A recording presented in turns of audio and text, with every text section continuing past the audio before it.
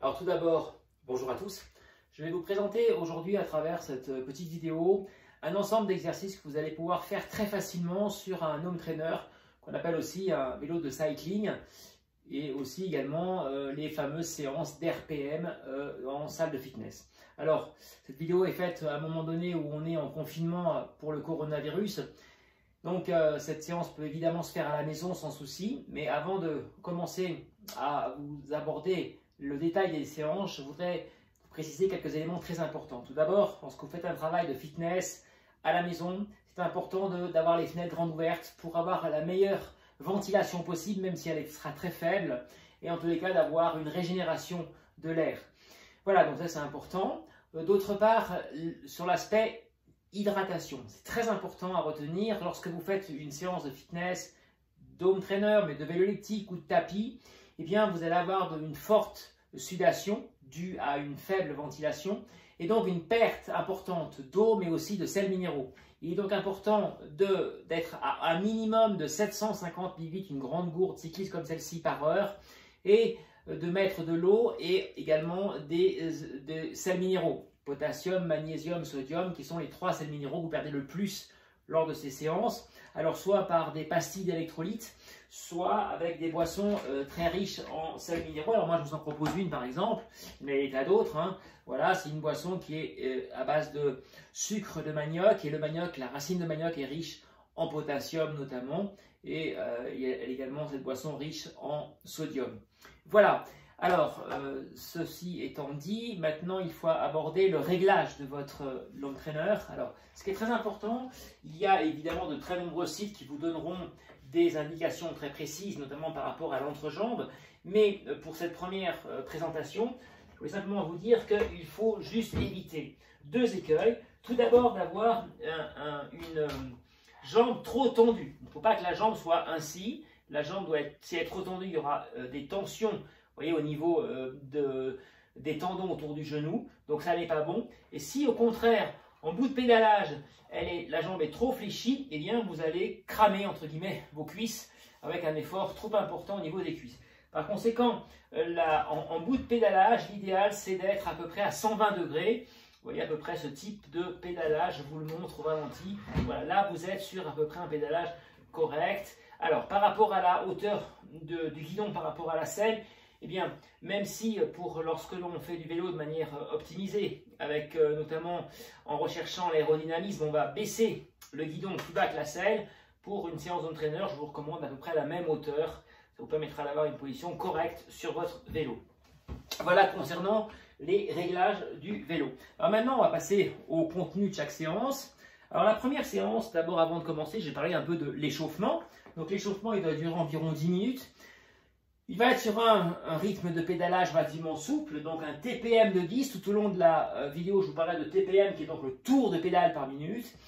Et l'intérêt de l'échauffement, c'est d'avoir une montée de votre température interne. Pourquoi? Parce que ça va permettre notamment de développer le liquide synovial, qui est une sorte de lubrifiant, qui va permettre de maintenir une certaine souplesse au niveau de vos muscles et à la fois au niveau de vos tendons. Et au niveau cardiovasculaire, l'échauffement a pour but d'arriver au niveau du seuil 1, le seuil aérobie, qui est autour de 75% de votre fréquence cardiaque maximale.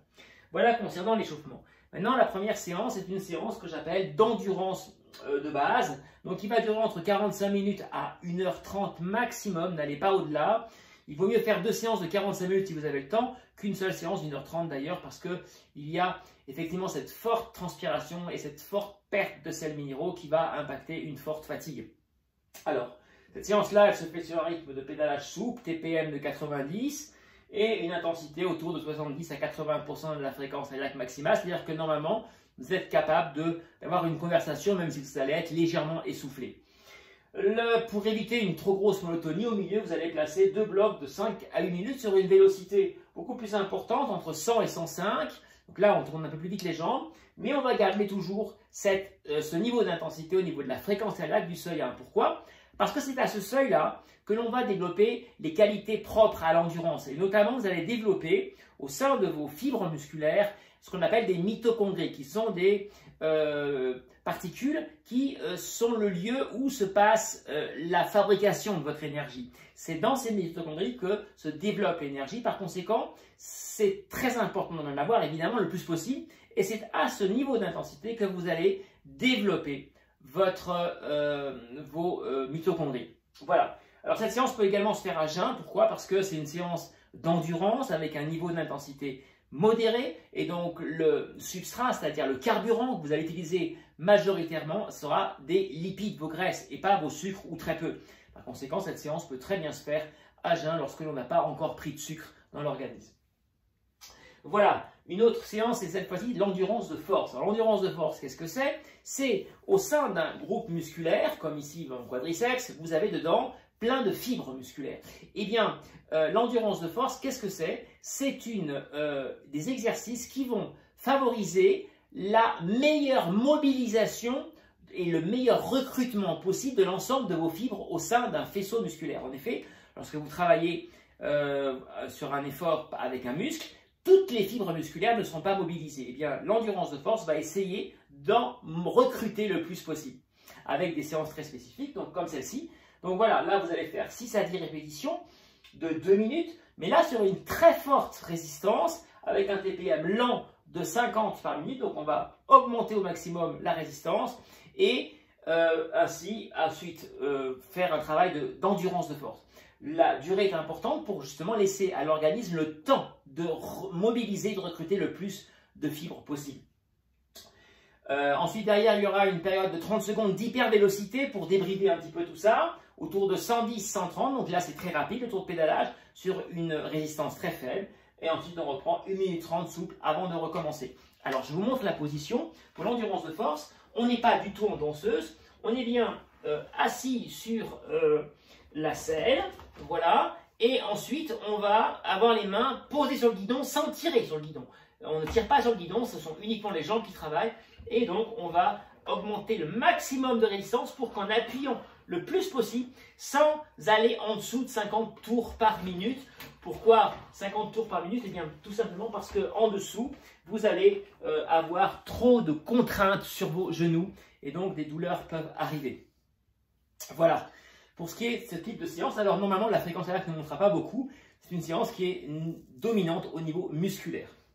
Une autre séance, c'est presque l'inverse, c'est la séance d'hypervélocité qui va durer entre 45 minutes à 1 heure aussi.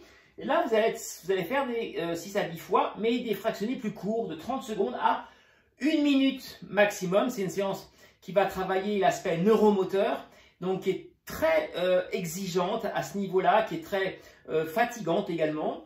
Et donc là, par contre, on va tourner avec une résistance presque minimale à 120, 140. Sachez que les élites cyclistes vont parfois jusqu'à 150, voire plus, et sont capables de tenir 1 minute à ce tempo de pédalage. Donc très très rapide, très faible résistance. Et ensuite, on va décliner un tout petit peu pendant 30 secondes pour se mettre à 110, 130. Et ensuite, on va reprendre 1 minute 30, très souple. Et on va recommencer ainsi de suite. Là, par contre, sur cette séance-là, en général, la fréquence cardiaque monte très haut et on peut arriver à des fréquences cardiaques qui sont au-delà de 90% de la fréquence cardiaque maximale. Une autre séance, cette fois-ci, c'est la séance d'explosivité. Alors là, on est sur la séance classique d'endurance, comme je vous ai présenté la première.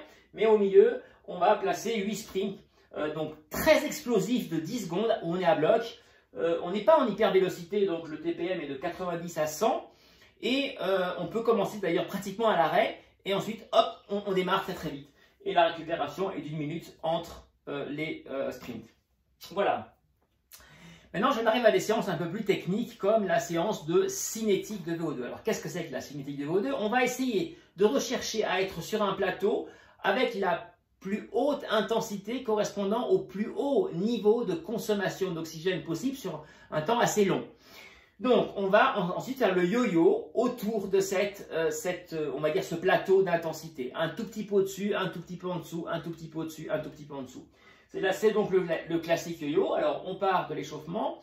À la fin de l'échauffement, on va progressivement monter en intensité pour se placer au niveau du seuil 2, qui est ce qu'on appelle le seuil anaérobie, que certains confrères appellent également le seuil tout simplement. Et on va repérer pendant 2 minutes, on va s'y mettre et on va repérer la vitesse que l'on a. Et ensuite, au bout de 2 minutes, on va descendre. On va réduire son intensité pour se placer 1 minute, mais là, en contrôlant parfaitement son intensité, donc qui reste assez élevée, puisqu'on va descendre à environ 15 pulsations en dessous de son seuil 2. Et puis ensuite, on va remonter. Alors ça, c'est pour la partie fréquence cardiaque. Vous avez vu, je ne parle que de fréquence cardiaque parce que je pense que c'est plus simple. Lorsque l'on a un vélo, un home trainer d'entrée de gamme, seuls les vélos des home trainers comme celui-ci de speeding ou des vélos haut de gamme peuvent avoir des capteurs de puissance efficaces et fiables. Parce que si on veut vraiment travailler efficacement sur un vélo et repérer ses intensités, l'idéal c'est de travailler avec la puissance. La puissance, en effet, est instantanée. Elle va donner le rendu du pédalage instantané, alors que la fréquence cardiaque, elle, va dériver progressivement au fil de l'effort. Donc, quand vous avez un niveau d'intensité à un temps X, en fréquence cardiaque, eh bien, ça ne vous donnera pas forcément votre niveau instantané de puissance, alors que le capteur de puissance, lui, va vous le donner. Alors, si on partait d'un capteur de puissance, ici, pour ce type de séance, eh bien, on serait quasiment à 100% de sa PMA, c'est-à-dire la puissance maximale aérobie, c'est-à-dire la puissance qu'on est capable de dégager lorsque l'on est au maximum de sa consommation d'oxygène possible. Voilà ce que c'est que la PMA. Voilà pour ce qui est de la parenthèse par rapport à la puissance. Alors maintenant, une autre séance qui est la séance pyramidale que vous connaissez peut-être parce que pas mal de magazines en parlent. Donc là, c'est 1, 2, 3, 4, 5, 4, 3, 2, 1 avec des variantes possibles. Et on est toujours sur le seuil 2 en intensité, fréquence de pédalage 90-100. Et là, la récupération entre les fractionnés va être de 1 minute, mais il y a une modélisation qui est un peu plus différente, où là, on va prendre en récupération le temps du fractionné d'avant. Par exemple, si j'étais à 5 minutes, j'aurais un temps de récupération de 5 minutes. Si je suis à 2 minutes, et bien là, j'aurai une récupération de 2 minutes. Voilà, c'est une autre modélisation. On est toujours en récupération sur une bonne vélocité, entre 100 et 105.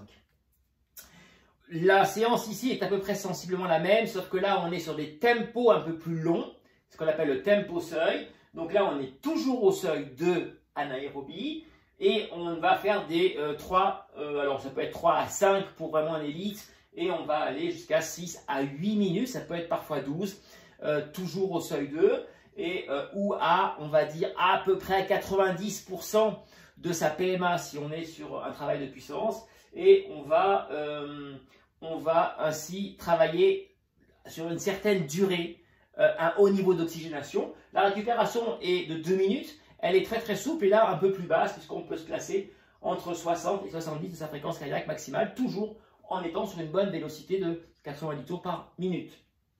Et enfin, je terminerai par la séance la plus dure de celle que je vous présente, qui est le gymnase, qui vient du cycliste qui l'a inventé, du nom de ce cycliste.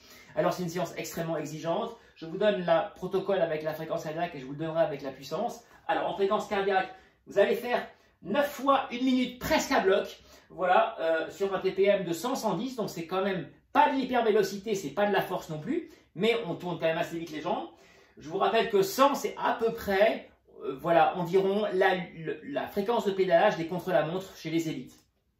Ensuite, derrière cette minute qui est quand même très intense, eh bien, on ne va pas du tout se relâcher, on va rester pendant 4 minutes, ce qui est long, à un niveau d'intensité qui est entre 80 et 85% de votre fréquence cardiaque. Ce qui veut dire que c'est encore très élevé, on ne rigole pas, même pendant ce temps-là. Et ensuite, on va recommencer. On le fait 9 fois, donc vous voyez, c'est une séance très très dure. On va finir, évidemment, pas très loin de la fréquence cardiaque maximale. Alors, si on a un protocole de puissance, eh bien, la minute d'intensité va être, elle, à 100% de la PMA et la récupération très active autour de 70% de PMA. Alors là, il n'y a pas forcément consensus entre les coachs, voilà, entre nous. Moi, je pense que si pour quelqu'un qui n'est pas très expérimenté, il faut quand même pas aller trop au-dessus de 70% de sa PMA, sinon on risque de ne pas finir les 9 fois. En revanche, un élite peut aller un peu plus haut pour 80 voire 85% de sa PMA sur ce temps, sur ce contre-effort, comme on l'appelle, parce que là, on n'est pas sur un temps de récupération, on est quand même sur un temps où on est encore en très forte activité. Voilà, cette séance est très technique.